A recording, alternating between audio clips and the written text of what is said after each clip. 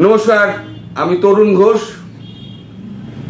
Trump বেশি চালাকি করতে গিয়ে এবার বিপদে পড়লেন।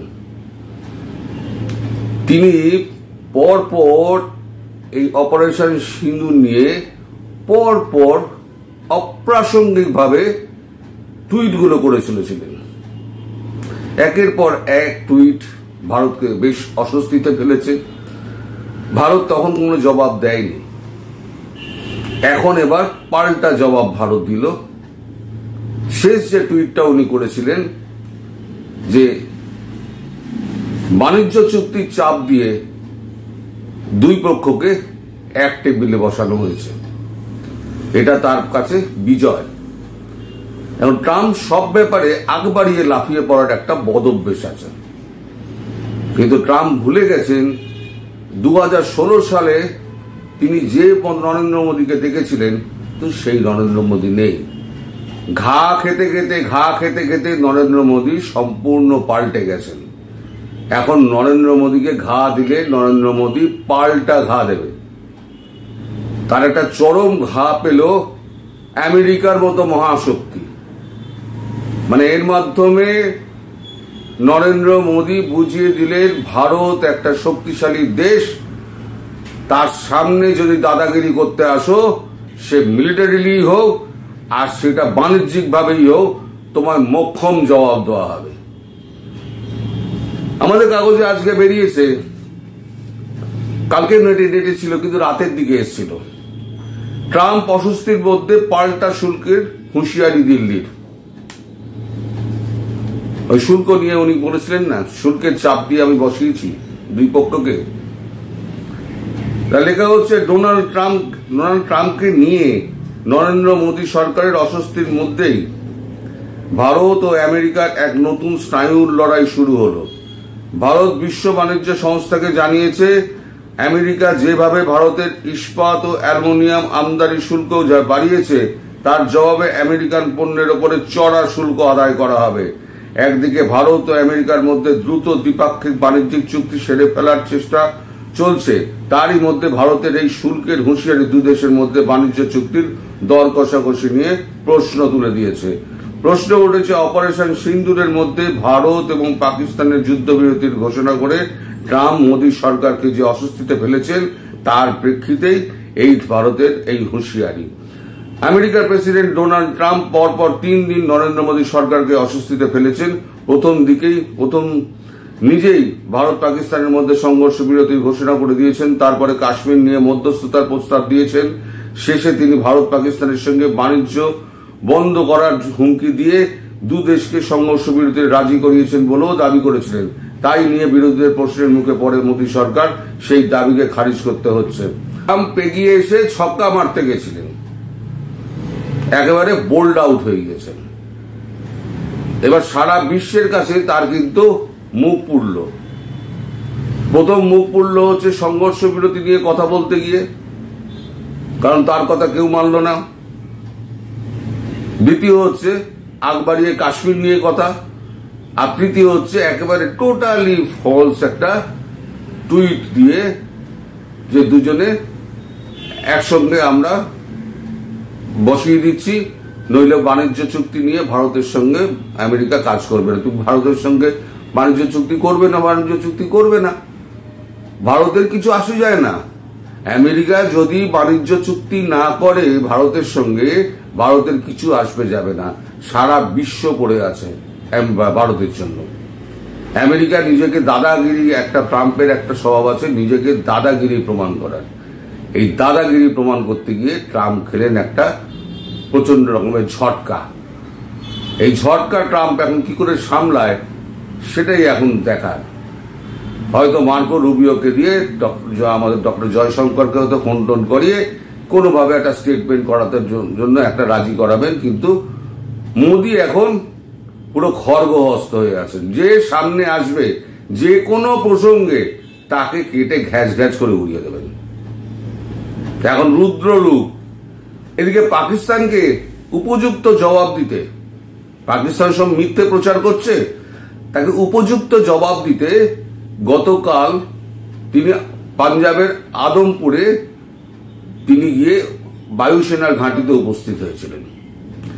পাকিস্তান প্রচার করেছিল আদমপুরের বায়ুসেনা ঘাঁটি তারা একেবারে তছনছ করে দিয়েছে, S-400 একেবারে নিশ্চিহ্ন করে দিয়েছিল।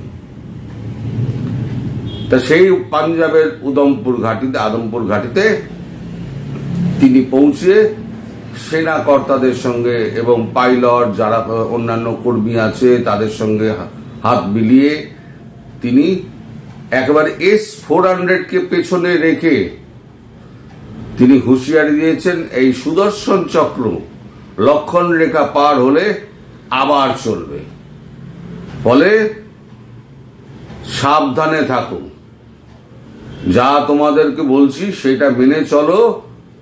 আমি কিছু সমস্যার তোমাদের কারণে আমি যুদ্ধবিরতি করেছি, পজ দিয়েছি। যুদ্ধবিরতিও উনি বলছেন না, উনি বলছেন আমি পজ দিয়েছি, সাময়িক বন্ধ রেখেছি, যে কোনো মুহূর্তে কিন্তু এই পজ আমি তুলে দেব, একটা বেচাল দেখবো পজ আমি তুলে দেব। মানে আসিম মনিরের গলায় পাট্টা পরিয়ে দিয়েছেন, এবার কুকুরের মতো নাচাবেন আসিম মনিরকে। খুব সন্ত্রাসবাদের সাহায্য নিয়ে ভারতকে অস্থির করে তোলার একটা খুব চক্রান্ত করেছিলেন না, এখন এই চক্রান্তের তার উপযুক্ত জবাব হয়েছে। যেটা অফিসিয়ালি যেটা জানানো হচ্ছে সেটা একেবারে আপনার গা শিহরণ করার মতো। 40% আপনার ওদের যে বায়ুসেনা ঘাঁটির যা অ্যাসেট ছিল 40% ধ্বংস হয়ে গিয়েছে।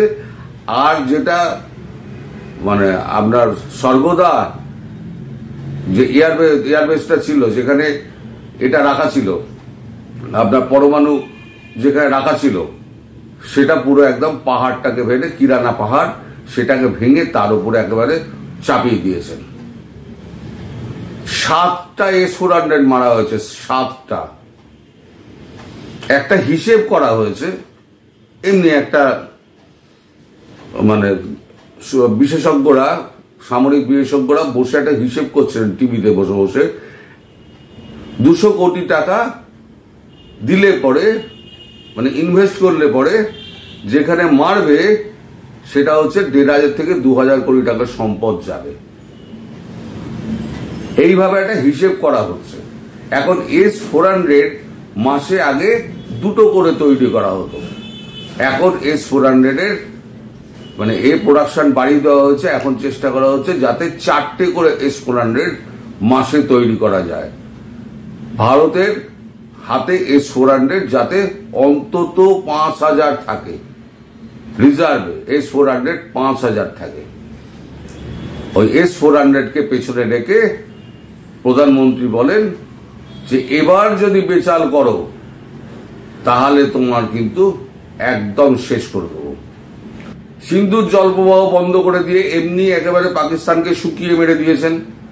কারণ সিন্ধুর জল দিয়েই পাঞ্জাব প্রদেশের সমস্ত আপনার ক্ষেত খামারে যত ফসল উৎপাদন সমস্ত কিছু ওই সিন্ধুর জল দিয়ে হতো।